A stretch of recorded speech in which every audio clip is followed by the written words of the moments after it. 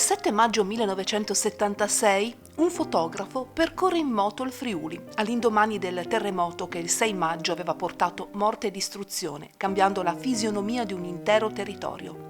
A causa dell'Orcolat, così è stato chiamato il terribile sisma, donne, uomini e bambini erano sepolti sotto le proprie case.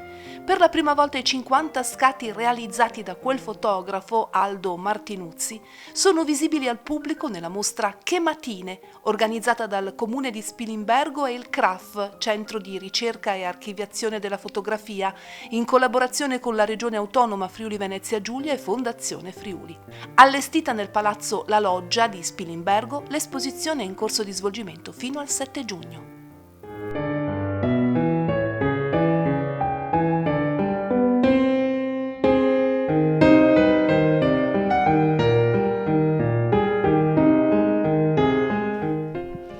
Sono in compagnia di un fotoreporter molto noto, lui è Aldo Martinuzzi e oggi siamo qui alla sua mostra Che Matine, che è dedicata a delle fotografie che sono state scattate il 7 maggio 1976, il giorno dopo il terribile sisma che sconvolse il Friuli.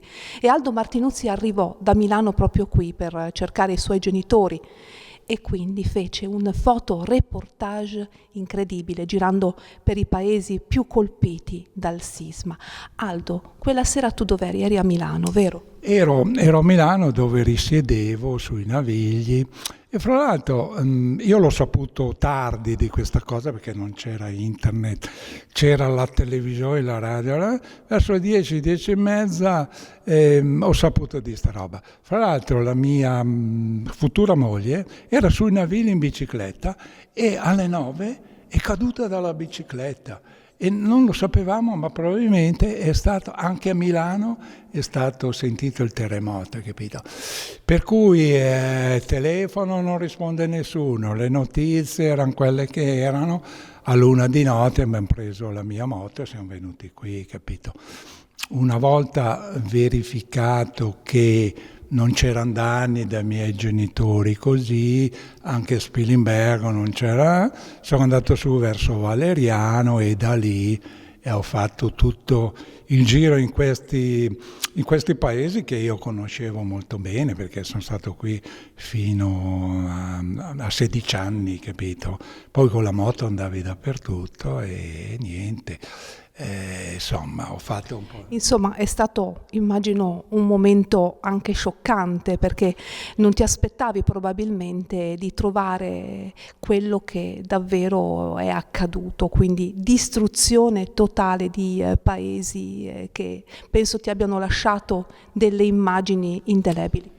Sì, indubbiamente, sai, ti rendi conto che è successa una cosa incredibile, meno male che io ho avuto la forza di, non dico di estraniarmi, ma però di fare il tutto con una visione professionale senza entrare troppo nel quello che potevano essere le tue sensazioni, le tue cose. Però devo dire che sono stato molto fortunato perché non ho mai fotografato una vittima. Io in tutto questo mio reportage non ho mai visto una vittima, capisci? Che, ad esempio, ieri ho chiamato un mio carissimo amico, fotografo anche lui è venuto su qualche giorno dopo con i fotografi di Amica, mi sembra, con i giornalisti di Amica, lui faceva il fotografo e mi ha detto che la cosa più impressionante che le è rimasta del terremoto del Friuli sono i cadaveri puliti col getto dell'acqua, hai capito?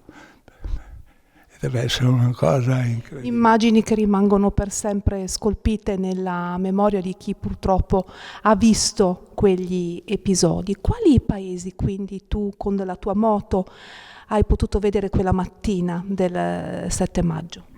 Ho fatto un giro da Valeriano, sono andato su Pinzano non c'erano grandi, tranne un condominio. Ho tirato dritto e sono andato a Forgaria e Forgaria era messa male veramente, conoscendo tutte le strade, quelle cose lì, via Forgaria. Poi da Forgaria abbiamo attraversato il tagliamento e siamo andati a Maiano. che tu conosci, no? E lì ci sono fermato un bel po' perché c'era parecchio da fare, insomma. E lì 2 condomini crollati, veramente una cosa incredibile a distanza di tutti quegli anni. Difatti mi sembra che poi i progettisti siano stati perseguiti perché è impossibile, dai, che 2 condomini del 67 collassino in quel modo, no? Perché io ho ben presente le foto, vedi una soletta sopra l'altra e in mezzo c'era quel che c'era, dai. E dopo da lì siamo andati su a Gemona, però facendo la strada che arriva da Udine, perché volendo avremmo potuto andare da Osopo, però abbiamo preferito andare dall'altra strada e abbiamo costeggiato il monte lì, Monte Amariana, non so se si chiama così, chiaramente lì c'erano tutti i massi, le crepe, le cose, le crepe per terra, una roba incredibile. Devo dire che Gemona ho fatto anche una cosa abbastanza così, stando alle foto veloce. Venzone anche lì, hai capito. Nelle foto però non sono andato all'interno di Venzone e non riesco a spiegarmi come mai di San Seani non sono entrato a Venzone. E non lo so, ho detto magari ho perso un rullino, qualcosa, ma non avevo neanche le foto in bianco e nero, perché io facevo bianco e nero a colore, capito? E comunque niente, da Venzone poi siamo andati a Osopo e lì ci sono stati parecchi, hai capito? Perché eravamo a metà pomeriggio. Via da Osopo siamo passati da Rivoli di Osopo, dove c'era questo pranzo di matrimonio, una cena che è crollato tutto. A memoria mi sembra che ci sono stati 16 morti, capito? E dopodiché sono rientrato nella destra tagliamento, ho fatto Castelnuovo, Oltrerugo, che erano proprio i posti dove io ho frequentato di più. Per cui io sono arrivato alle 5 del pomeriggio, ero partito all'1 di notte da Milano, avevamo fatto tutto il giro, non so, presumibilmente avremmo mangiato, ma non lo so, ero distrutto veramente e ho pensato, ho detto, ma se io torno a Milano, magari non con la moto, prendo il treno, vado a Milano e vendo queste foto, hai capito? Ero uno dei primi ad arrivare a Milano con le diapositive a colori, perché tutti facevano il bianco e nero, hai capito? Io facevo le diapositive a colori, sempre sia per lo sport che anche quelle cose. Però ho detto no, non me la sento, queste foto le ho tenute lì per 50 anni, però adesso serviranno qualcosa. Oggi hai voluto donare queste foto a tutto il pubblico perché lo scopo e l'obiettivo è quello di non dimenticare, anche se sono passati 5 decenni, non dobbiamo dimenticare ciò che il Friuli ha passato, il Friuli poi ovviamente si è rialzato, ma nessuno può dimenticare quei momenti. Quali erano le sensazioni che vivevi quando anche incontravi le persone? Ma devo dire che appunto fortunatamente ho incontrato solo soccorritori, militari, pompieri, infermieri, per cui poi ci ho pensato, ho detto, ma la gente del posto, sì, quelli che si erano salvati, dov'era? Io non l'ho vista, tranne il vecchietto lì di Osoppo, no? Che aveva i bregons che gli andavano giù perché non aveva preso la cintura ma aveva preso lo spago. Hai capito? Ci ho pensato dopo, ho detto ma la gente dov'era? Chiaramente lì a Maiano, vabbè, c'era un sacco di... ma in molti non lo vedevi, non riuscivo a... Hai capito? Perché non lo so, forse erano già andati via, hai capito? Però fortunatamente non ho vissuto questa angoscia di questi superstiti, hai capito? Fortunatamente non l'ho vissuta perché dovrebbe, senz'altro era una cosa deleteria, hai capito? Le immagini che ti sono rimaste più impresse, ad esempio abbiamo visto prima anche un letto che era stato costruito di fortuna dalle persone fuori dalla propria abitazione perché avevano paura di rientrarci dentro e hanno dormito all'aperto. Sì, lì quella foto l'ho fatta nei paraggi di Maiano, sai, poi non mi ricordavo bene le località. E mi ricordo stavo andando in moto e ho visto questo char in friulano, un carro agricolo che io conosco bene perché ho fatto l'infanzia qui, andavamo coi buoi a prendere il fieno e via dicendo. E questi qui avevano il carro, hanno messo la plastica sopra, hanno messo 2 materassi e hanno fatto la notte lì perché avevano paura di tornare a casa. Hai capito? E questo per me è stata una cosa, hai capito? Poi dal lato opposto c'è il ragazzino o il ragazzo che a Forgaria la mattina dopo alle 8 è nell'orto tranquillamente che sta sguangiando l'orto, hai capito? E sullo sfondo c'è le case diroccate, il castello diroccato, quelle cose lì. E sono quelle cose che ti rimangono, e poi quella stupenda, è tragica, però io fotograficamente dico che è stupenda perché la scritta che c'era a Usoppo per terra, fatta dai coscritti di leva, e che tutti gli anni i coscritti facevano quelle scritte lì che erano standard. Io mi ricordo, ho fatto il 46 a Milano, vabbè, ma anche qui scrivevano: la terra trema, il ciel s'oscura, ma in quel caso il 57 non ha paura.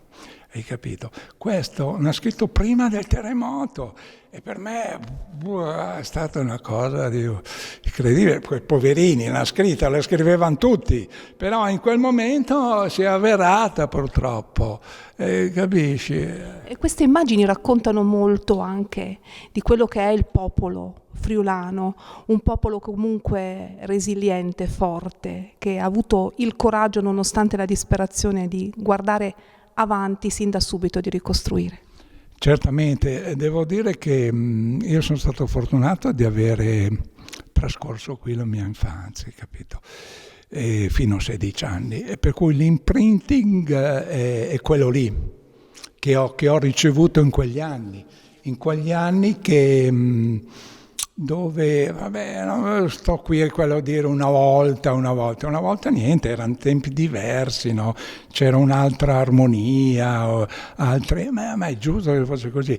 Però questo mi ha formato molto, perché io sono andato a Milano a 16 anni, sono 65 anni che sono lì.